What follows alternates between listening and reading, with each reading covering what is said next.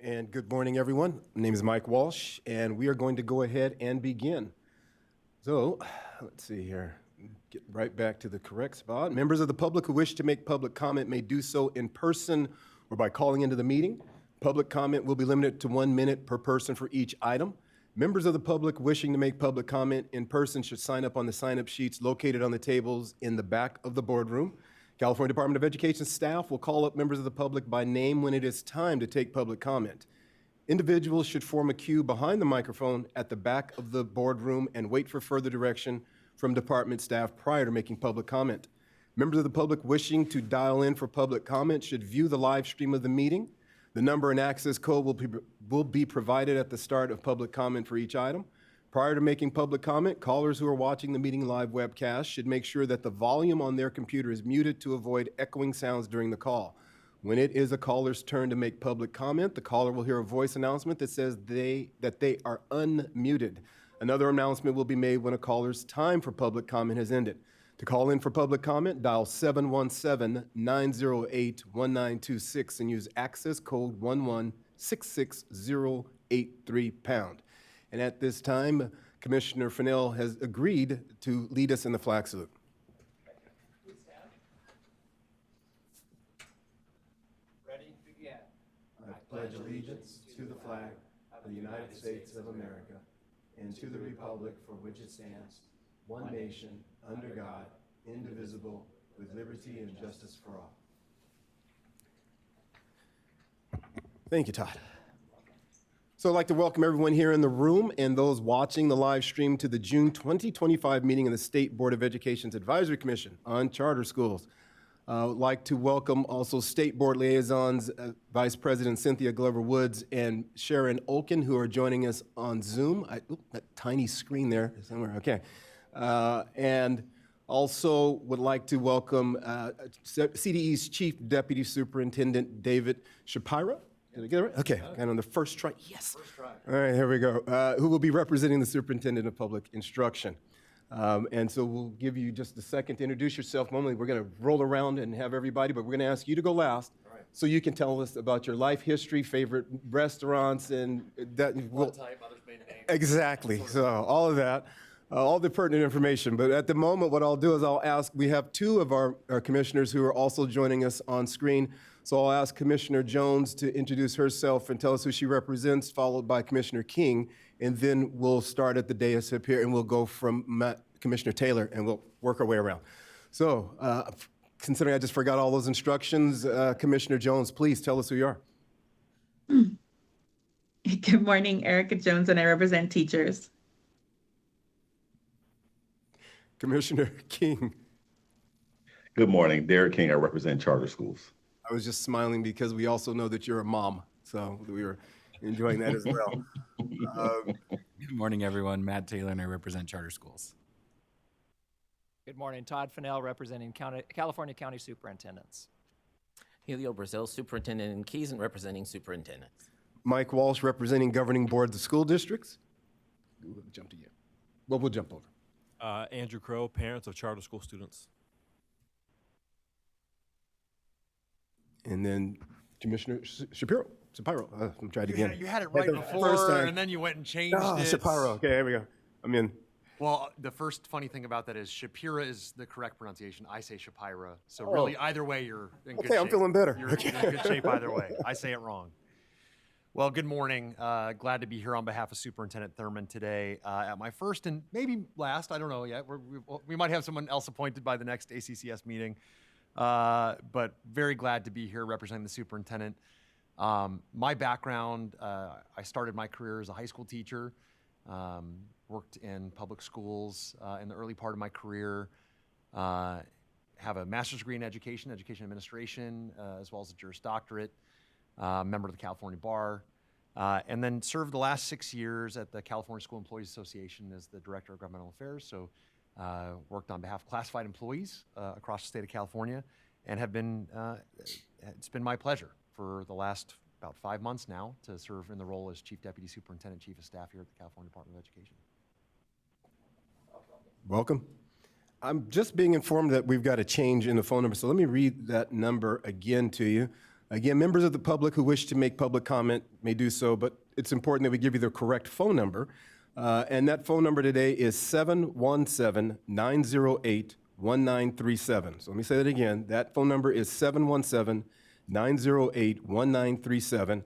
The access code is 467-9071 pound. And I will repeat that from time to time just to make sure. So once again, 717-908-1937. All right, there we go. Now we're ready to go. So at this point, we'll go ahead and I will I will request a motion for review and adoption of our meeting notes from April 8th meeting. Is Commissioner Taylor so moved? So Commissioner Taylor is move. I'll second. Second, Commissioner Brazil. And I'm assuming abstention from Commissioner Fennell and from Commissioner Shapira. But everyone else, we'll go ahead and take your vote. So we have a motion and a second. So Commissioner Brazil Aye. and Commissioner Crowe. Yes. Commissioner Fennell? Abstain? I just wanted to I don't want to speak for you. Commissioner Jones? Aye. Commissioner King? Aye. And Commissioner Shapiro? Absent. And then Commissioner Taylor? And I will also vote aye. All right, so at this moment, let me make sure I get the right number again.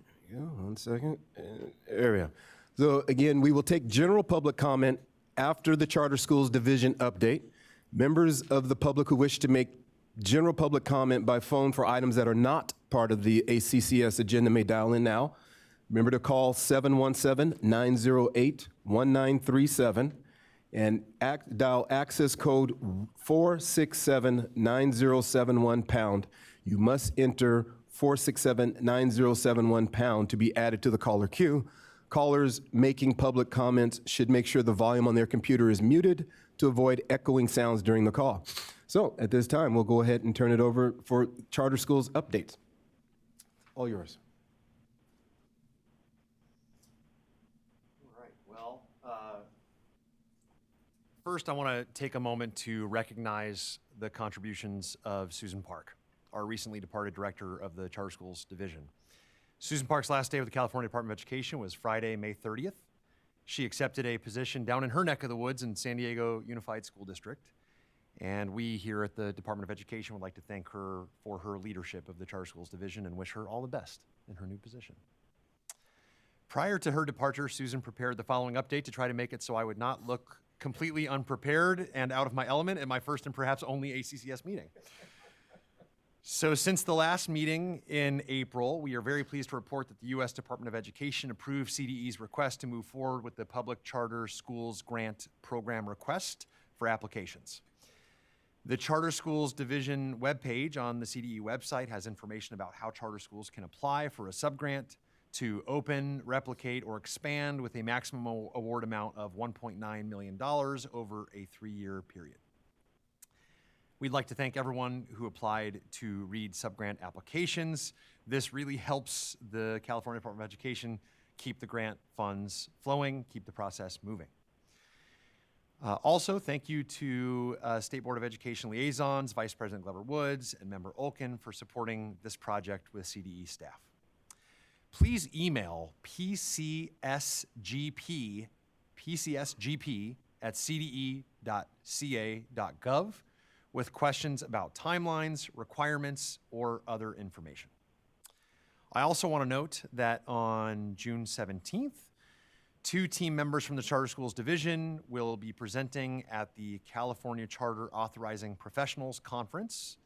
Allison Ball will be joined by Dr. Michelle Johnson of the Santa Clara County Office of Education, and Dr. Danielle Story will be presenting as well. That concludes the CDE Charter Division update. Nicely done.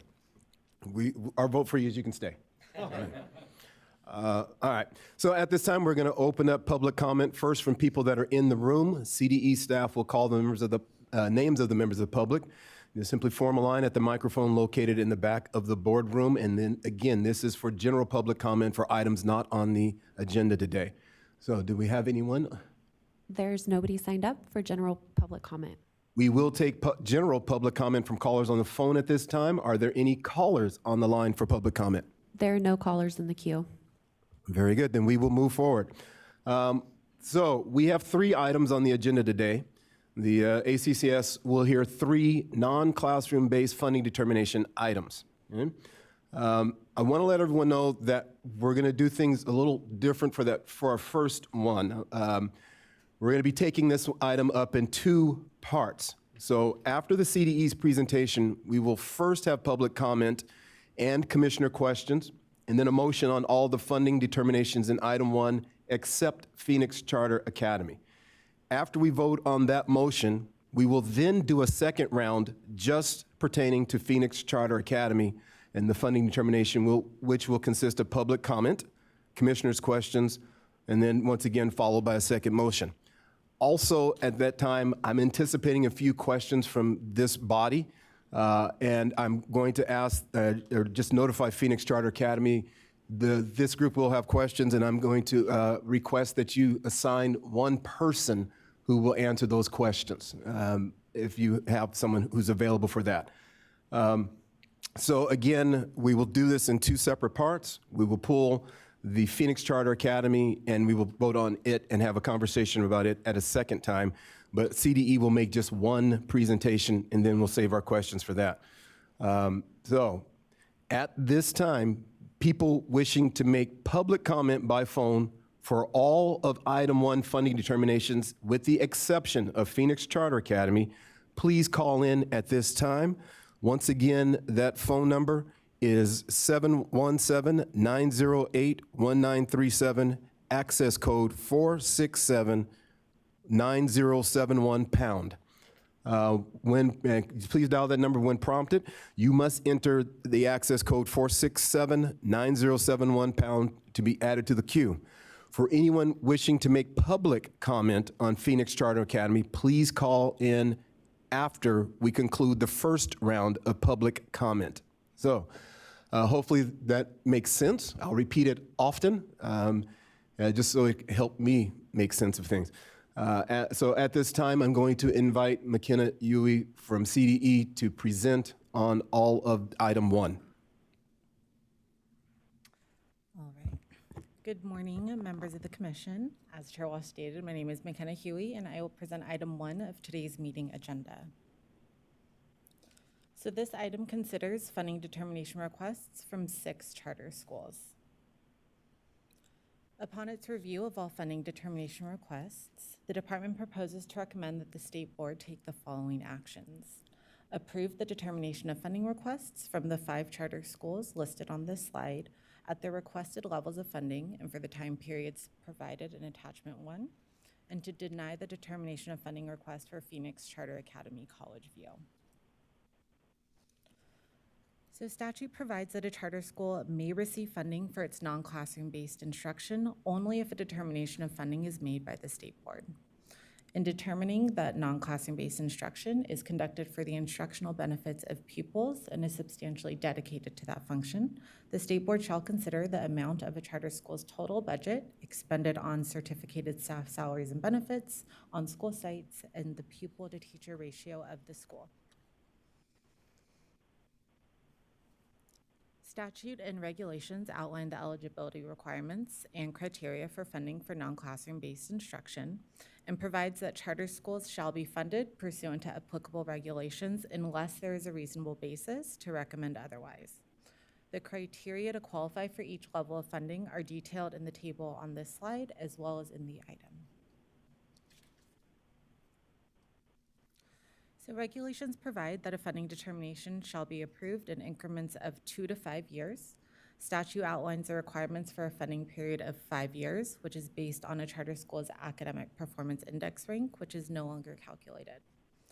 So based on the department's current interpretation of statute, the department recommends funding periods between 2 to 4 years, depending on the number of times a charter school has submitted a funding determination request to the state board. And details of that criteria that the department uses is also outlined on this slide. In conclusion, the department proposes to recommend that the state board approve the determination of funding requests for 5 charter schools at their requested level of funding and for the time periods provided in attachment 1, as well as to deny the determination of funding requests from Phoenix Charter Academy College View. And that concludes my presentation. I'm happy to answer any questions the commission may have. All right, thank you. And at this time, we'll start with, are there any public commenters on the phone for item 1 and not on Phoenix Charter Academy? The operator will notify callers when it's their turn to provide public comment, and public comment will be limited to 1 minute per speaker. So do we have anyone on the phone? There are no callers in the queue. At this time, do we have anyone in the room who would have comment not on Phoenix Charter Academy, but for the other items, the other schools on item 1? So there are 8 people signed up for public comment. I'm going to call your name. If you are not, if you are speaking to Phoenix, just please stay seated. The first person is Jeff Rice, Lee Rosenberg, Carl Yoder, Nicholas Watzel, Eric Primacto. All right, so I'm going to assume most of those folks, all of those folks are here for the Phoenix, they'd like to speak for Phoenix Charter Academy. All right, so before the commissioners begin asking questions regarding the rest of the slate, if you will, I want to announce at this time, people wishing to make public comment by phone for the Phoenix Charter Academy funding determination in item 1, you should call in at this time. Again, the number is 717-908-1937. Dial access code 467-9071 pound, and you'll be entered into the queue when prompted. Again, you must enter 467-9071 pound to be added to the caller queue. So at this time, commissioners, do you have any questions about the funding determination, which the recommendation at this time is approval from CDE? Do you have any questions regarding that? Commissioner Walsh, I have a comment. I have a question. Please, Dr. King. Okay. So my comment is the similar comment that I make every single time, that the statute allows for 5 years, and 2 of the charters requested 5 years and they were given 4. And I heard staff give the rationale, but the rationale I still protest to be arbitrary and injurious to the charter. And that for future, I highly recommend that the CDE allow charters to receive 5 years instead of 4. Thank you. Is there anyone, any other questions or comments? Otherwise, I will entertain a motion. I'll move to approve. So Commissioner Brazil moves to approve. Let me make sure I get that correct in here. And do I have a second? I'll second. So Commissioner Crowe with a second. And again, the motion was to approve. And once again, I need to make a correction and just make clarity. The number on the slide is incorrect. The number that I have been reading to you is the correct number for those of you watching and keeping track of this at home. So thank you very much. Again, apologies for some of the confusion. Technology is what it is these days. So at this time, we'll go ahead and take a vote. And so let me... Chair Walsh, quick question. Is the vote that we're making on everything but Phoenix Academy? Got it. Correct. Thank you for that clarification. Again, the vote is recommending, CDE has recommended approval on all, except for Phoenix Academy. It will be a secondary vote, and this vote is for the rest of the funding determination for item number 1. So, we'll go with Commissioner Brazil Aye. and Commissioner Crowe Yes. and Commissioner Fennell, Aye. Commissioner Jones, No. Commissioner King, Aye. Commissioner, I'm sorry, it's not Commissioner Park. I'm correcting my notes here. Commissioner Chaparro, Aye. and Commissioner Taylor, and I also vote aye. So we are going to take up the second part of this, but first we're going to take a short break so we can fix our slides and make sure that we are talking and reading the same thing. So we'll take a short recess, and we'll be back in just a few moments.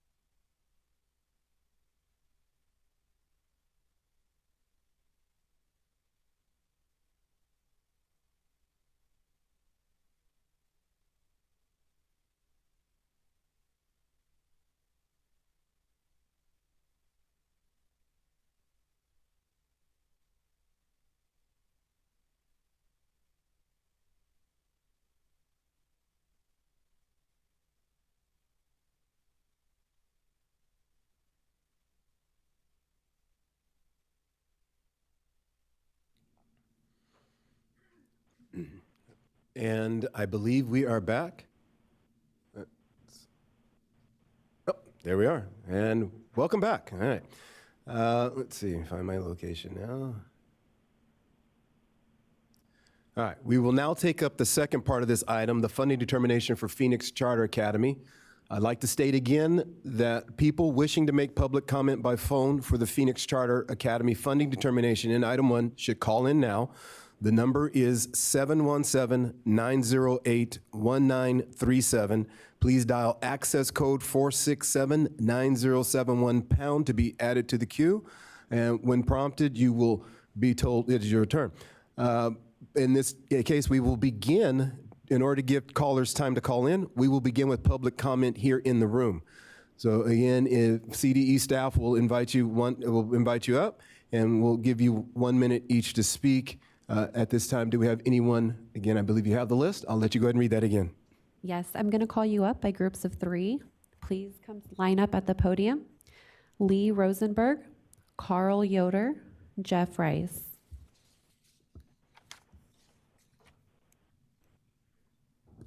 Okay. Before you begin, please state your name and affiliation for the record. You will have 1 minute. You may begin your public comment now. Good morning. I'm Lee Rosenberg, legal counsel for Phoenix Charter Academy. I ask that you support a retroactive to avoid the catastrophic loss of educational funding that could cripple this school. In 2021, I helped write the petition for this school as an innovative classroom-based charter school. The petition clearly explained its unique model, how it operates as a classroom-based charter with 4 days on-site. PCA's auditor signed off on PCA's approach. The state board reviewed the charter and granted a charter number without concern. After the first school year, CDE disagreed with PCA's auditor and directed PCA to restate its 22-23 attendance as non-classroom based. That's why we're here.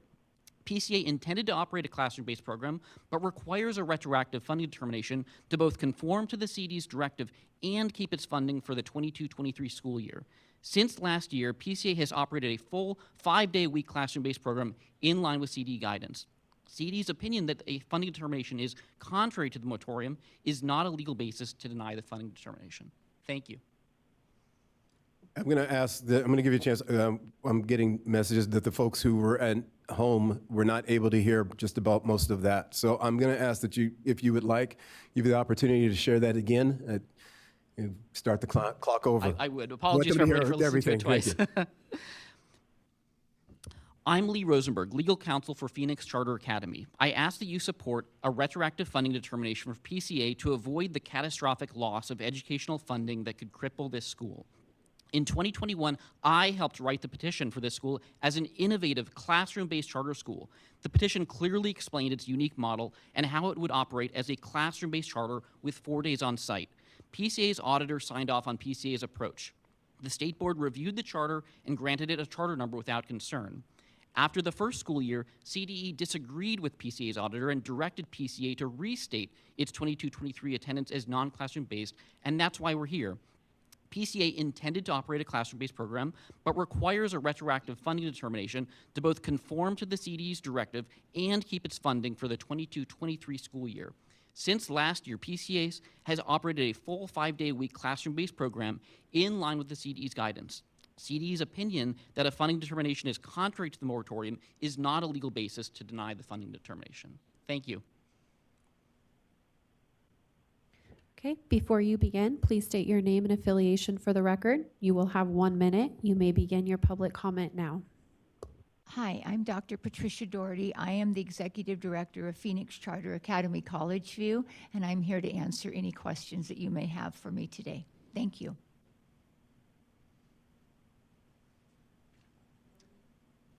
Before you begin, please state your name and affiliation for the record. You will have 1 minute. You may begin your public comment now. Good morning. My name is Carl Yoder from Key Charter Advisors. I'm financial advisor to the school. I put together the funding determination application itself. The school met the 40% and the 80% tests, met the ratio. I won't duplicate the things that Lee Rosenberg said, but having done funding determination since the process started in 2001, having done 60 or 70 of them, I don't see any reason why this would not get a full funding determination. It seems like the school went through the process it was supposed to. filed it retroactively after CD had made its determination. I'll also be the point person in case there's questions from the commissioners. So thank you.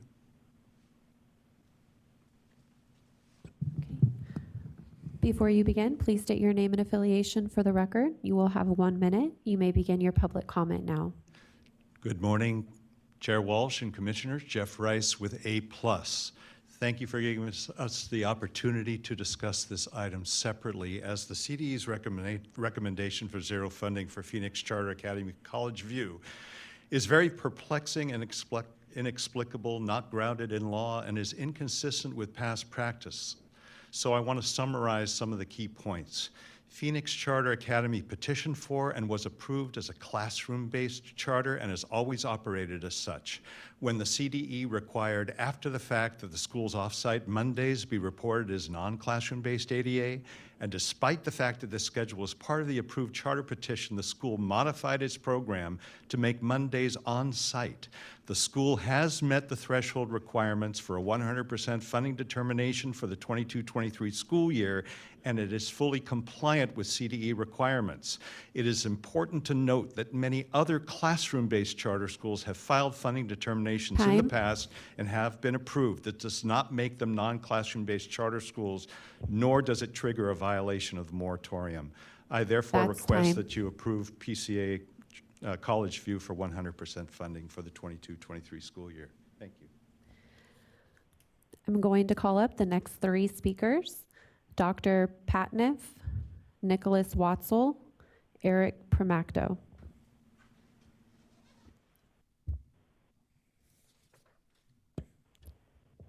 Good morning, members of the commission. I'm Nicholas Watson, speaking on behalf of the California Charter Schools Association.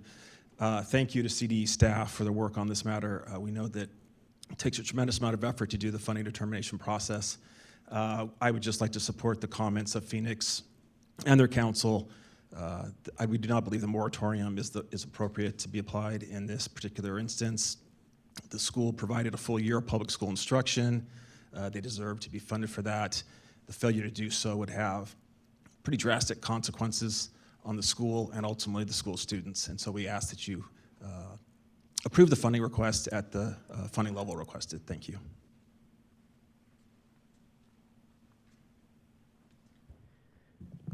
Good morning, Eric Premack with the Charter School Center. We're concerned that we're using the funding determination process for something that it wasn't designed to do. The purpose of this process is to deal with cases of excessive profiteering or excessive administrative expenses.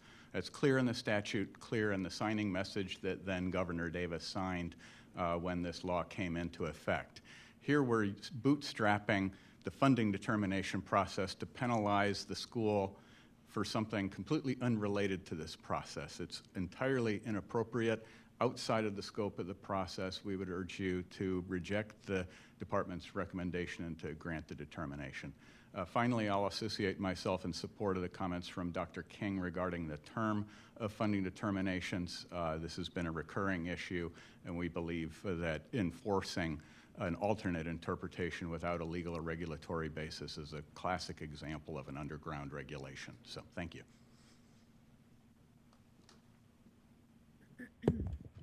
That concludes public comments in the room. All right. Are there any public commenters on the phone for item 1, Phoenix Charter Academy funding determination? Yes, there's one. Caller with the last 4 digits, 2584. You will have 1 minute. You are now live. Please begin your public comment. My name is Hayden Gore, speaking on behalf of the California Teachers Association. We appreciate the CDE's recommendation to deny Phoenix Charter Academy College View's retroactive funding determination request. We agree that the approval would conflict with statute which prohibits establishing new NCV charters after January 1st, 2020. Thank you very much. There are no more callers in the queue. All right. So at this time, we'll go ahead and invite the commissioners to ask questions. And again, I believe, Carl Yoder, you will be the point person to answer any questions if anyone has a question for the Academy. Is that correct?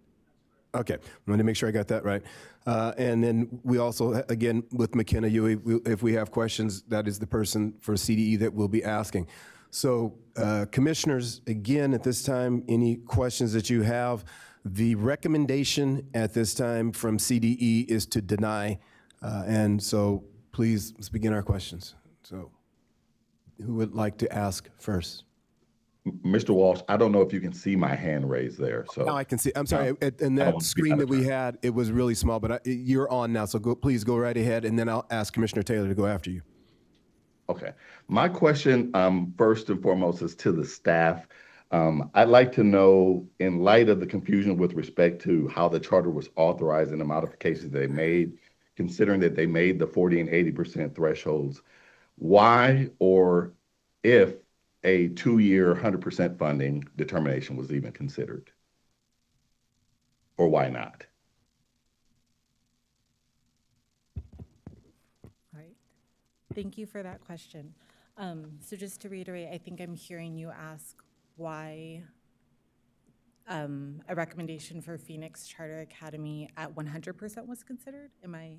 Did I catch that correctly? Just want to make sure. So just to clarify, considering what we're hearing with respect to Phoenix Charter, how they were funded, their initial authorization for a classroom-based charter, it was authorized that way in place. Then they made the modifications according to the school. My question basically is, because of that confusion, was a 2-year 100% funding determination considered? And if not, why not? I'd just like to hear the justification as to why a denial. Got it. So the department finds that the charter school in its first year of operation, which was 22-23, reported ADA in excess of 20% of its total ADA, therefore making it a non-classroom-based charter and and required to obtain a funding determination. Now, their first year of operation, 22-23, occurred after the non-classroom-based, the moratorium on non-classroom-based charter schools was put into place. And was it, just a follow-on question, did the staff take into consideration that the charter was operating as authorized? The department's recommendation is based on the charter school's reported non-classroom-based ADA, which again exceeds that 20% threshold. Okay, thank you. All right, Commissioner Taylor. Yeah, so hi, McKenna. My questions are similar, but trying to understand a little bit more about the legal reasoning of applying the moratorium, and is this the appropriate venue for that? Is the allegation that the authorizer authorized an illegal charter school in terms of the moratorium? It authorized a non-classroom-based charter school, or is it that that there was something else going on? I'm just trying to understand how the funding determination process is the mechanism to hold the school accountable. Right. So the purpose of the funding determination process is to establish appropriate funding levels for a charter school offering non-classroom-based instruction. While the moratorium does not explicitly state that the funding determination process is a part of that, the CDE staff do find that approval of the request to fund this charter school as it operated as a new non-classroom based would be in violation of the moratorium and statute. So I guess is this the mechanism that I guess the question is, and maybe this is a CDE question, I don't know, is this the only mechanism or the only recourse that could have been used, or is it something that could have been addressed with the authorizer?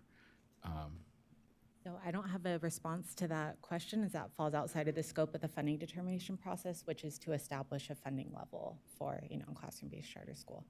I think Commissioner Shapiro might have an answer for you. I don't know that I have an answer, but I think I understand your question, and I had the same one as I was briefed on this subject. I think that if there were a crystal ball when this charter was authorized, they wouldn't have been authorized. But the fact is that they applied as a classroom-based charter, and the information about their functioning as a non-classroom-based charter was not available at that time. And so they were approved as a classroom-based charter and then operated as a non-classroom-based charter. And so that brings us to today, where we have to determine whether or not to authorize their funding. And I think what's clear is that they had operated as a non-classroom-based charter. And I guess what my concern is that was what was described in their petition.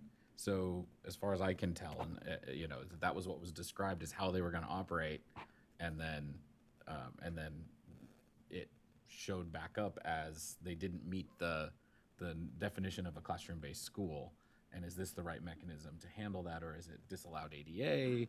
Is there other ways that this could have been addressed except through this process? Because this process feels like we're trying to take a round peg and put it in a square hole rather than, going after some disallowed ADA, for example, through the school fiscal services or some audit finding.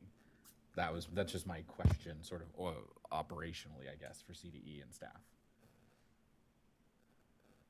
I think maybe staff can address whether what they had in their petition matched the way that they operated. I think that's a separate question. But I think at this stage, based on my understanding of the situation, I don't know how we can authorize the funding given that they operated in a way that's prohibited by law. Commissioner Fennell, and then Commissioner Brazil. And so on that point, I mean, it seems like the department's position has to do with the moratorium being applicable to their petition being approved initially. And my understanding of the moratorium is that it would prohibit the approval of a petition during that time. They did not go through that approval process as a non-classroom-based charter, so they were not in violation of the moratorium from what I can read. So it seems like that if that is the argument for not treating them like we would anyone else, I just don't understand that logic. So I don't know, maybe you can address that, McKenna, on why the moratorium, if the moratorium is very clear in terms of the statute, it says that includes the approval of a petition for the establishment of a new charter school. And so Phoenix did not go through that process, correct? They did not apply to be a non-classroom-based charter while the moratorium was in place.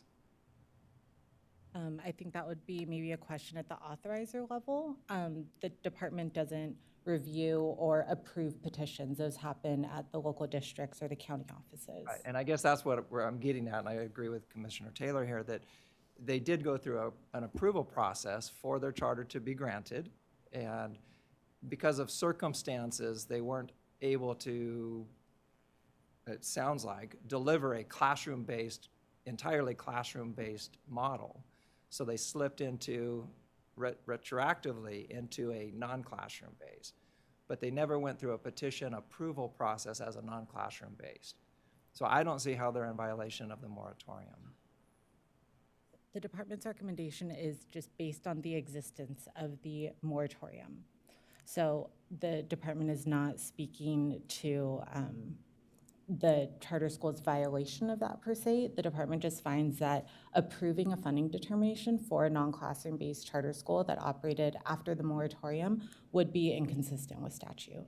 Right. I guess what I'm just trying to get at is, I would hate to see us get into a circumstance where we're punishing a school that was doing what they said they were going to do, serve children and families, right? And so going back retroactively and holding them accountable to something that they had no expectation to be accountable to, I think creates an issue for me. I think what I'm hearing, I want to make sure I'm correct here, is that they met all the criteria to be 100% funded as a non-classroom based charter, correct? Yes, based on information reported on their funding determination form, they do meet the regulatory criteria to receive a 100% funding. They meet the regulatory criteria, and they served students and families during that period of time. And so it just seems like this is punitive to go back in time and say, now we're going to withhold funding for you delivering that service to families. Commissioner Brazil. Thank you for those questions. I completely feel exactly the same way as to why are we, I feel like we're punishing kids at this point. So my question is really, at what point and what reasoning did the school choose to go from non-classroom or from classroom-based to non-classroom-based? I'm sorry, I don't think I can answer that question. Someone from the charter that. So, please. So, yeah, the situation is, it has to do with Mondays of the classroom-based program. The school opened with an 80% classroom-based program that it felt, after consultation with legal counsel and auditors, that was 100% classroom-based ADA, because 80% of the instructional minutes were in the classroom on Tuesday, Wednesday, Thursday, Friday. The school was under the impression that even though the Mondays were optionally off-site, that 100% of that ADA was considered classroom-based. And they completed their year and reported it that way. And it wasn't until the middle of the second year where CD came and said, those Mondays, because they weren't under the direct physical supervision of a teacher, should be non-classroom based, not classroom based. And that basically was the tail wagging the dog, but it pushed the school into less than 80% classroom-based ADA. But it was never the intent of the school to run a non-classroom-based program. They felt strongly that it was a classroom-based program. When CD said it's not, they changed their program and they made Mondays on-site. So they are now fully compliant. Thank you. Commissioner Shapira. Yeah, I would just say, I think the key point here is that they operated in a fashion that was not consistent with the way they were authorized. They were authorized as a classroom-based charter, and they operated as a non-classroom-based charter. So I have Commissioner Crowe, and then Commissioner Jones, I believe I saw your hand on the screen. Is that correct? Okay, so we'll go Commissioner Crowe and then Commissioner Jones. I think, that's my issue is, for me, by the definition of the law, I do think it was a non-classroom based school. I know that I think an auditor opined that this may be applicable, but I'd be wondering if the authorizer, I understand they read the petition, but if the authorizer, was asked and answered that that Mondays would be counted as classroom ADA. But when I read the petition, it was kids are in school 80% of the time, and then they were going to have a home track program. So to me, that first year was operating as a non-classroom based program. On paper, that said to me, the petition says it's a non-classroom based program by my reading, but they said it was classroom based in the petition. The authorizer approved it as a classroom based thing. So I think for me, that's the genesis of the problem. I think in year one, it was a non-classroom based thing, but if they said it was classroom based in the petition, the authorizer said it was classroom-based in the petition, then for me, the root cause of the problem is the authorizer and the initial petition. And just agreeing with kind of what Commissioner Taylor said, I don't think that the funding determination would be solving the root cause of, hey, I think as a commissioner, this was a non-classroom based the first year. So Commissioner Jones, and then it looks like Commissioner King, and then Commissioner Taylor, you'll get the last, you'll get the next word, not the last. I was get you excited like that. So Commissioner Jones. Yeah, I actually feel like we're getting into debate and not just asking questions. So my question was, when are we going to get into debate or discussion, I should say, not debate, into discussion? I could ask a clarifying question, which I guess would be, if they had not gone past the 20%, would they even be here right now asking for non-classroom based funding? Because it does, I kind of want to echo some previous comments. It does seem if they were a classroom based charter and then their program changed and now they're now they're asking for funding for a non-classroom based charter, that then would trigger something, which is now in our laps, that 1505 would be applicable to. So we'll get we'll get McKenna to share an answer for you. All right, so just to confirm that, again, I heard the question. Commissioner Jones, you asked if the charter school had not exceeded 20% of its non-classroom based ADA, would it be would the funding determination be presented to this commission? Am I accurately kind of summarizing or stating your question? Yes, thank you, McKenna. Perfect. So a funding determination is only required to be approved by the state board if a charter school's non-classroom based ADA exceeds 20% of its total non-classroom based ADA. So had the charter school's non-classroom ADA been under 20%, it would not have been required to receive a funding determination from the state board. Does that answer your question? All right, thank you. All right, so Commissioner King and then Commissioner Taylor. And again, I like where Commissioner Jones was just starting to warn us. This is about questions and making clarity out of what is definitely challenging. So please focus that direction towards those questions. So Commissioner King. So McKenna kind of addressed it a little bit, but I guess my concern still goes back to the statute says more than 20%. So that means not having the Mondays means that the charter was authorized as a classroom-based. The math is the math, right? If you take away the Mondays, that leaves 80%. So I guess my confusion is still, how come this charter authorization is inappropriate? It was done at 80% of the time being classroom-based, which meets the statute for a classroom-based charter. So I guess I'm confused how that was taken away retroactively. Like, in terms of all of the questions, we're here now because they're classified as a non-classroom based charter. But that authorization seems appropriate because the statute says more than 20%. So during its first year of operation, the charter school reported approximately 35% non-classroom based ADA. So that is greater than the 20%. Okay. Commissioner Taylor. Yeah, so I just wanted to get sort of ground my next question in the charter petition itself. On page 24, this is where when I was reading through all the materials, was trying to understand the gist of this. On page 24 of the charter gave its authorizer a chart that showed how it was calculating 80% versus 20%. And it was with that assumption. It sounds like the assumption was that all students who meet 80% of the requirement of attendance are considered a classroom-based student. And that was their calculation that they provided to the authorizer.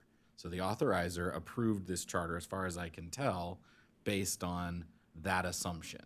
They went through that and in a local control context said, we believe that this is our interpretation of the law, that a student is a classroom-based student if they're meeting 80% of their attendance in person.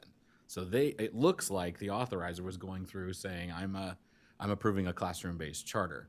A year later, CDE's interpretation said, instead of looking at, is a student a classroom-based student because they were more than 80% in class, we're gonna look at the overall percentage of their ADA and apply that rule. That's what it seems like was happening, and I know there's not a lot of clear guidance around this for authorizers out in the world to know what is non-classroom, what is classroom. There's a big mess around that already. So I think the authorizer was operating in good faith, trying to understand this. So my question is, does the authorizer have anything to say, or when CDE was making this determination of classroom-based versus non-classroom-based, did the authorizer have an opinion on whether this was a classroom-based school or not? I don't have a response to that at this time. Again, that's something that would fall outside of the funding determination process. So it wasn't a question that CDE asked. We're making this sort of novel interpretation of law. We didn't go back to the authorizer and say, what did you think you were approving when you approved this school? That was not asked during the funding determination process. Okay, thank you. All right, so as a reminder, the recommendation is denial. I'm hearing a lot of conversation that makes me feel like there might be a motion that one of you would like to suggest. I'm open to entertaining a motion unless anyone else has a new question. We're seeming to talk about the same thing. It's clear around where there's confusion. So unless there's a new question, I'd like to entertain a motion. I do have a new question. If I could. I have a motion. Yeah, a question for the Carl Yoder? Yeah. Just kind of piggybacking on what Mr. Taylor was saying. Is there communication to the authorizer? And just referencing the page 24 as well, I do see, right, the argument that it's in the petition that they have the 80% because of the 4 days a week. And then I think it's on page, sorry, I don't have that number here, on page, on page 24, and then going down to page 26, where it says, as indicated, the charter school intends to offer minutes, et cetera, and 80.1% will be offered on site. So in reading that, it's a program that has the 80.1% on site. My issue is what I feel is a little bit deceptive. That is the Monday piece, but the petition also says there would be a home track program. So the petition indicates that we will have 80% of the time our kids who are in seats, right, seat-based, will be on campus 80.1% of the time. So that allows us to be a classroom-based, while also stating that we will also have a home track program, which by definition would lower it to less than 80%. So just in clarifying, is there any communication with the authorizer that they asked the questions that we're asking, that it was stated to them that, hey, we might dip under 80%, or is the only thing that we have from the authorizer the approval of this petition? I can't speak for the authorizer. I'm not aware, I know the authorizer is aware of the situation. I'm not aware of discussions at that level. Patricia, are you aware of any discussions between the district about this particular issue? We've always been a classroom-based school in their eyes. We have a site, a full site. Okay. So according to Patricia, they've always been a classroom-based school in the eyes of the district. So I don't have more information about the details of the authorizer's rationale or the specifics on those pages. So again, Commissioner Jones, Commissioner King, also still keeping a close eye. At this time, would like to entertain a motion. Do I hear one? Yeah, I wanted to bring forward a motion. Commissioner Jones. All right, I move that we approve CDA's recommendation to deny. So the motion is to recommendation to deny. Is there a second?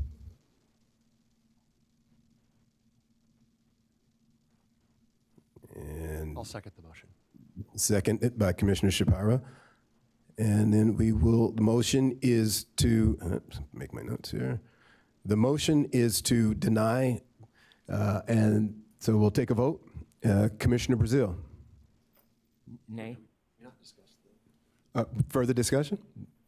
Yeah, can I actually speak to my motion? Sure. Okay.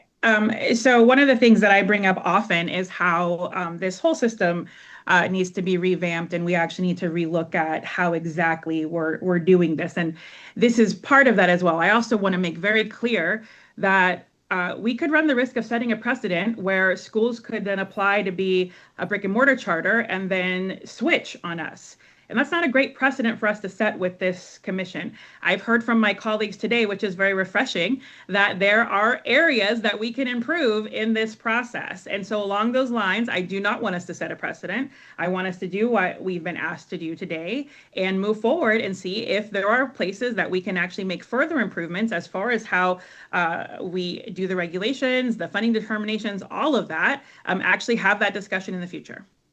Thank you. And apologies for not calling for discussion. So Commissioner Shapiro, did you have something as well? I did, and I don't know y'all well, but I did mention I'm an attorney, and so attorneys always look at the extremes, right? And so I look at this particular situation, and I think Commissioner Jones summarized this well. But you look at this particular situation, and you think of a scenario, similar but slightly different fact pattern, scenario where a school submits this exact sort of petition, an authorizer approves this exact sort of petition, and then they say that it is optional, right? And then no student ever attends in person. Just in terms of the law, this scenario is no different than that one, right? Because all you're talking about is shades of gray. Once you exceed 20%, you're outside of the realm of the law. And so in reality, anything in excess of 20% should be treated equally. And so in terms of the precedential question, we should be concerned about a charter school putting in a petition as a classroom-based charter, being authorized, and then being 100% non-classroom based, and then coming and seeking 100% funding. Yeah, and I think the issue with that is it's the moratorium being applied in this situation. It's not as though this school didn't meet the requirements for what the funding they would have gotten had they been a non-classroom based school. It's that CDE is taking this law that was meant to prohibit non-classroom based charters, new ones from being created, and stuffing it on top of this fact pattern. So, and that's a temporary moratorium. It was not meant to be a forever ban on non-classroom based charters. So I agree with you that we should have a process, and I'd agree with Commissioner Jones that that process needs to be improved. And I think we've all asked for that for years. I mean, that I've been on this commission, we've been asking for new regulations and new understandings. We just haven't been able to get there. And this fact pattern doesn't work in terms of applying the moratorium to say, therefore, you created a new non-classroom based charter school, which was illegal. Therefore, we're going to deny all the funding. That's the part that's, even though you met the regulation. So if we took that piece out and said, did they meet the requirements? Even CDE is admitting that they met the requirements to get funded. So I think the school is trying its best to like meet the requirements that were out there. There's just a lack of clarity in the industry right now on what is non-classroom based charter mean? Is it above it? Is it total percentage of ADA? Is it? So there's just a lot of questions that we as a commission, I think, need to step into that void with the state board and create new regulations, but we just haven't had that opportunity. I think there's two facts working hand in hand, and I think you raise one, which certainly is that there is a moratorium on non-classroom based charters. You know, I think there are many folks that would have liked to have seen that issue addressed in the legislature over the last few years and actually implement some reforms and end the moratorium, but we've sort of kicked the can down the road, and so the moratorium has continued. And so that is absolutely true, that the fact that there is a moratorium weighs into this discussion. But I think the other key fact that leads you to that question is the fact that this school operated in a way that is different from the charter that they had approved. So their petition was as a classroom-based charter, and they operated as a non-classroom-based charter. And I guess that's where I would disagree, is that they wrote exactly what they were going to do. They wrote exactly their proposal. They said they were going to have, on page 24, they said they were going to have 242.25 ADA in classroom-based ADA, which they were assuming that those 4 days counted as classroom-based ADA. And then they said they were going to have an additional 60 students that were in a non-classroom, 59.79 in non-classroom ADA. So when they push that all together, they are above the 80% threshold. So it looks like the school thought that. It looks like the authorizer thought that that was fully legal at that point in time to not create a new non-classroom based school.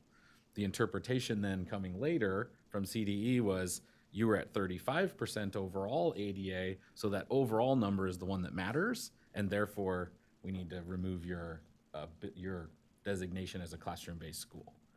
So I think I don't think the authorizer thought they were doing anything wrong. We haven't talked to them. So CDE doesn't have that in the record to say whether or not the authorizer thought they were putting a classroom-based or non-classroom-based school. It looks to me like the charter number was authorized as a classroom-based number. So CDE, when it saw this petition, classified this school as a classroom-based school using this fact pattern as well. So it feels like everybody thought they were doing a classroom-based school until a year after. Yeah, I mean, that's the only sort of number that could have been issued at that point, and it's also a ministerial process. So that application comes in, a number is issued. There was no determination by CDE at that time as to what type of school they were going to be. I don't think CDE could have said, you just authorized an illegal charter school, you should stop authorizer, and issued some sort of injunction to say this looks like a non-classroom based charter to me based on your facts. That's just not CDE's role in that situation. Yeah. Just a reminder, make sure that everybody in Zoom can hear you as well, that microphone. You're fine. We hear you fine up here, but I want to make sure they can hear you on Zoom. Any further conversation, deliberation, so we can take a vote? Yes. Dr. Yes. King. Yes. Yes, Dr. King, go right ahead. So I agree with everything Commissioner Taylor said. The other thing that I want us to connect is a few things. One, as mentioned by Commissioner Fennell, the charter acted in good faith. The CDE went back and relitigated the authorization in the first place. And that to me is problematic. We have kids who were served. We have everyone who did everything in good faith. And after the fact, they were initiated as a non-classroom based charter, which is not what the authorizer thought that they were authorizing, as well as not what the petition actually read. So I think it would be inappropriate for us to then penalize those families, because at the core of what we're doing is ensuring that our families who have decided to attend a charter have the opportunity to be able to do that. And we're now using the funding determination to go back and relitigate whether or not they should have been authorized in the first place. And I think that's inappropriate. So one final comment. Again, I don't want to put intent on anybody. I do think that this petition was potentially, created maybe skirt these issues of the 20%. But in fairness, as a charter school authorizer, what you would do is you would reach out to an auditor. You have to get an annual audit, and the school reached out to the auditor. And by my reading of the response from CLA, Clifton Larson Allen, they had verified that the students who were on school 4 days a week would count as 100%, not the 80%. So that's my sticking point. If they were counting as 80% and you knew you were going to have the home track people, that by definition would exceed the 20%. But if you're starting a school, your authorizer says it's okay, and the auditor advises you that it's okay, I'm not sure what else an author or a charter school operator would be able to do to verify that. So that's just my take on the situation. They did everything they potentially did everything they could have done. They asked the authorizer, they asked an auditor that's on the state approved list, and they all said that it was okay to be a classroom-based school. So the motion in front of us is to deny. It has been motioned and seconded. We're going to take a vote. So Commissioner Brazil, how do you vote? No. Commissioner Crow? No. Commissioner Fennell? No. Commissioner Jones? Yes. Commissioner King? No. Commissioner Shapira? Aye. And Commissioner Taylor? No. And I vote no. So motion fails. We'll entertain another motion. Certainly, I move clarifying question before we take this motion. So what I'm kind of wanting to know before we take another vote is, what will be the next steps? Are we going to have a recommendation of a 1 year, of a 2 year? How will this get back to us? Because that kind of, I think is something that I would like the folks here to know what the next steps are, and also how we're going to see it again.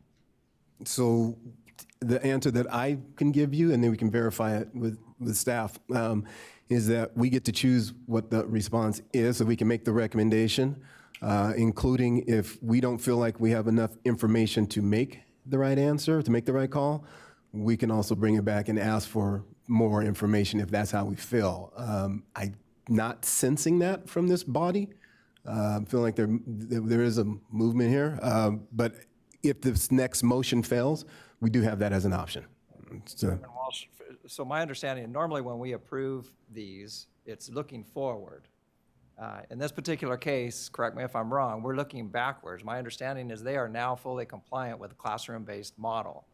So we're really not approving a funding determination looking forward. We're actually looking backwards in a period of time that has been questioned by the CDE. And so I would make a motion that we actually approve the funding determination for the period of time when the CDE believes that they were operating as a non-classroom-based charter. Because my understanding, and so that would be my motion, with the understanding that there's no need to look forward towards funding determination because you're no longer operating as a non-classroom-based charter. So before we speak, and Commissioner Shapiro, I can hear you're ready to ask a question. I'm going to get clarification on your motion. So I'm writing it down. So again, approve funding determination for a period of time, and that's where I didn't finish. So the period in time that is being questioned by the department as to when they were operating as a non-classroom-based charter. And So approve funding determination for the period of time that is being questioned by CDE. at 100%. 100%, okay. Reading through the CDE's document, it appears that that period of time is 22-23 ADA. So is that accurate? That it's just we're just talking about the 1 year of ADA? That's what I was confused about in there. Was it why was there 2 years requested when it was a 1 year problem?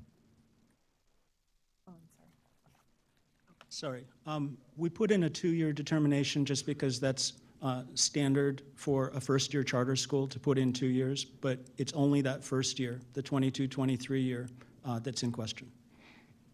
So Commissioner Fennell, and then we'll go to Commissioner King. Do you have a clarity around the length of time that you want that you're offering in the motion? Well, I think I'm clear on it, which is the period of time that's in question, which appears to be 22-23. So for the 1 year then. Got it. There we go. I'll second that motion for the year. And we have a second. Oops, let me get that again. Fennell, and then Commissioner Brazil, and then Commissioner King, please go right ahead. No, he answered the question. I was just looking for specificity in the motion in terms of what number were we talking about? What number of years? Thank you. So at this moment, the motion is approve funding determination for the period of 1 year at 100%. Am I clear on that? All right, and that has been seconded. Any further conversation? Seeing no hands on the screen, seeing none here on the dais, then I will go ahead and call for the vote. Commissioner Brazil, how do you vote? Aye. And Commissioner Crowe? Yes. And Commissioner Fennell? Aye. Commissioner Jones? No.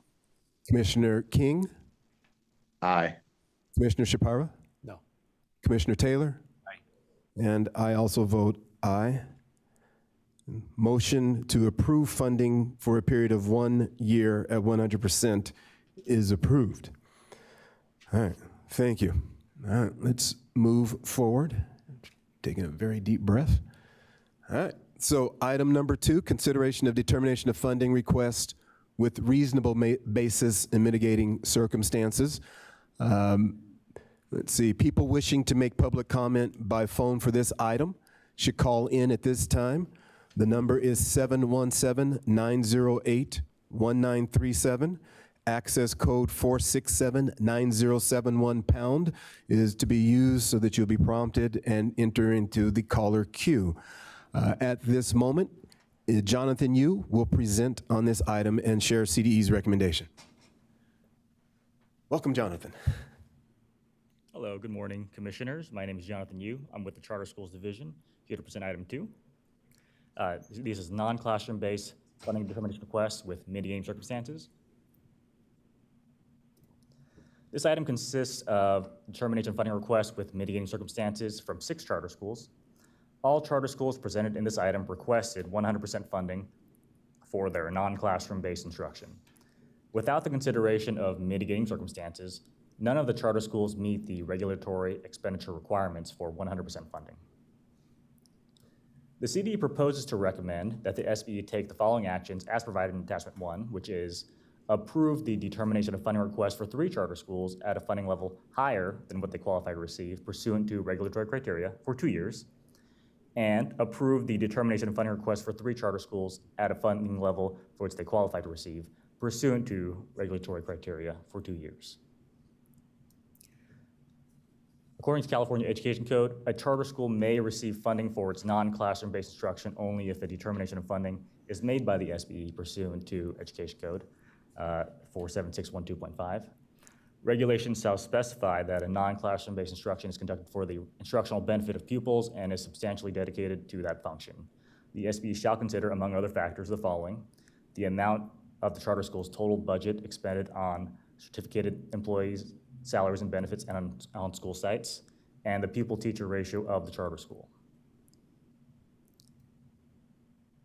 California Code of Regulations, Title V, Section 11963.4A outlines the eligibility requirements and criteria for funding for non-classroom-based instruction and provides that charter schools shall be funded pursuant to applicable regulations unless there is a reasonable basis to recommend otherwise. And the criteria is in the table as shown in the slide. A reasonable basis or mitigating circumstances by which to make a recommendation other than one that results from the criteria may be found pursuant to California Code of Regulations, Title V, Section 11963.4E.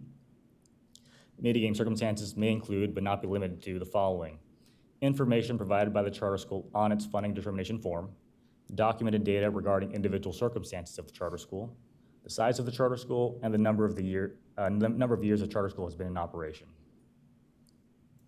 The CD considers the following for each charter school: the level of funding and funding period requested, the level of funding for which it qualifies based on regulatory criteria, the individual circumstances of the charter school, the school size, total reserves, and previous requests for the consideration of mitigating circumstances.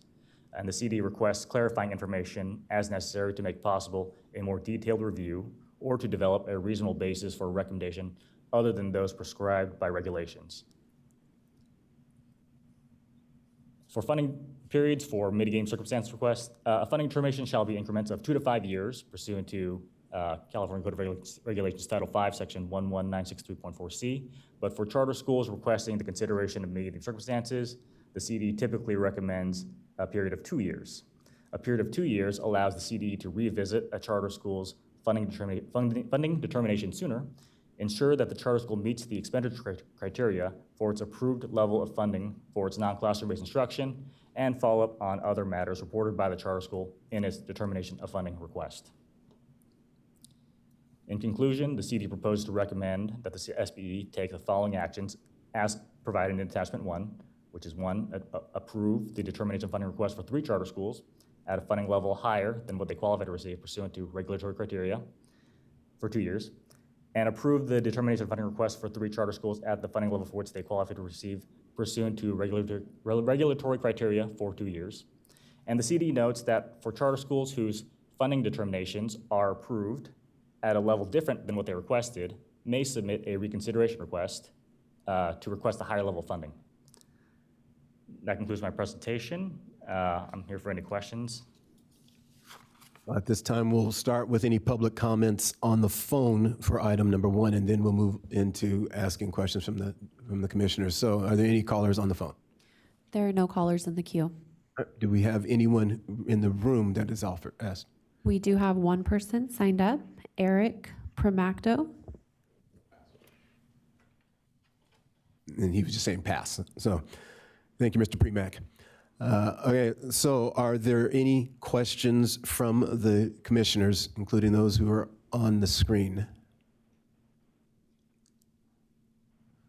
All right, seeing no questions, is there a motion to, once again, the recommendation is to approve at 2 years. Are there any motions? Motion to approve staff recommendation. So we have a motion by Commissioner Taylor to approve staff recommendation. Is there a second? And the second is from Commissioner Fennell. All right. And to approve CDE's recommendation, we'll go ahead and take the vote. And Commissioner Brazil. Aye. Commissioner Crow. Yes. Commissioner Fennell. Aye. Commissioner Jones. No. Commissioner King. Aye. Commissioner Shapira. Aye. Commissioner Taylor. And I also vote aye. So motion passes. Thank you very much. And seeing, Jonathan, that you are still there, that must mean that you are presenting on item number 3. Congratulations. All right. So again, item number 3, determination of funding requests is required for non-classroom-based charter schools. People wishing to make public comment by phone for this item should call in at this time. The number is 717-908-1937, access code 467-9071#. Please call now and use that access code to be added to the queue. So Jonathan, please. I'm also presenting item number 3, reconsideration of a non-classroom-based funding determination request. This item presents a reconsideration request with the consideration of mitigating circumstances from the School of Unlimited Learning, The charter school currently has an active funding determination that was approved by the SBE at its May 2024 meeting for 85% funding for the period of fiscal years 2024 through 2025 through 2025 through 2026. The charter school is requesting that that approved 85% funding be changed to 100%. The CD proposes to recommend that the SB approve the charter school's reconsideration request with the consideration of mitigating circumstances and increase its funding level from 85% to 100% for fiscal years 24-25 through 25-26 as specified in attachment 1. Pursuant to California Code of Regulations, Title V, Section 11963.6G, during the effective period of a charter school's determination of funding, the charter school may seek a higher or lower determination of funding. The charter school may not request a change in the number of years, just the funding level. The reconsideration request would replace the determination of funding then in effect. And this slide covers the funding criteria that we saw in the previous item. It's identical. And a reasonable basis or mitigating circumstances by which to make a recommendation other than one that results from the criteria may be found pursuant to California Code of Regulations, Title V, Section 11963.4E. And these slides are identical to the item 2 mitigating circumstance slides. So as for this school specifically, the charter school cites mitigating circumstances such as the receipt of one-time funding that had a direct impact on its expenditure calculations. And you can see item 3 for more details on that. The CED finds that there is a reasonable basis to recommend a higher level of funding than what the charter school qualifies for according to the regulatory criteria. So in conclusion, the CED proposes to recommend that the SB approve the charter school's reconsideration request with the consideration of mitigating circumstances and increase its funding level from 85% to 100% for fiscal years 2024 to 25 through 2025 to 26, as specified in attachment 1. If the charter school's reconsideration request is approved, it will receive 100% funding for its non-classroom based average daily attendance for the aforementioned period. That concludes my presentation. I'm here for any questions. All right, at this time, we'll begin with public commenters on the phone for this item. Do we have any? We do have one caller. Caller with the last 4 digits, 2584. You will have 1 minute. You are now live. You may begin your public comment. And my name is Hayden Gore on behalf of the California Teachers Association.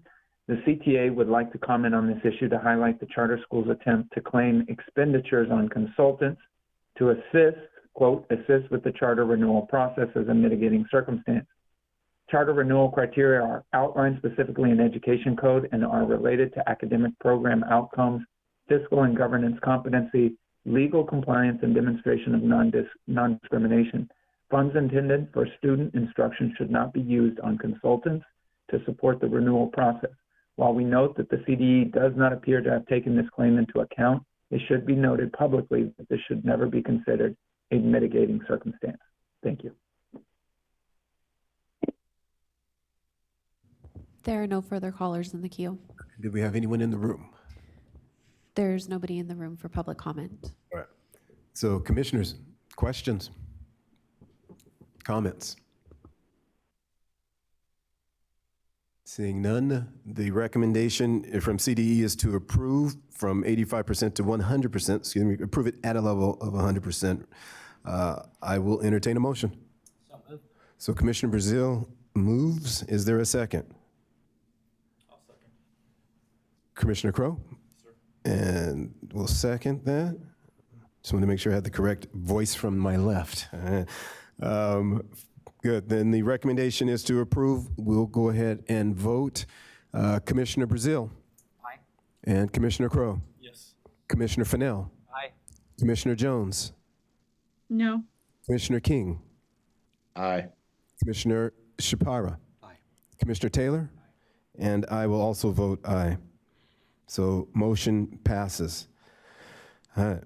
So thank you for the conversations, the deliberation. Want to make clear, just want to clarify that with item number 1, that was specifically in reference to the year 2022-2023 for that vote. Appreciate the efforts, the work on behalf of the CDE staff and the commissioners and all the work to prepare. We will join each other again. I believe I have the date of August 12th, which means it's time to go have fun and enjoy your summer. And, so thank you everyone for your work, and this meeting is now adjourned.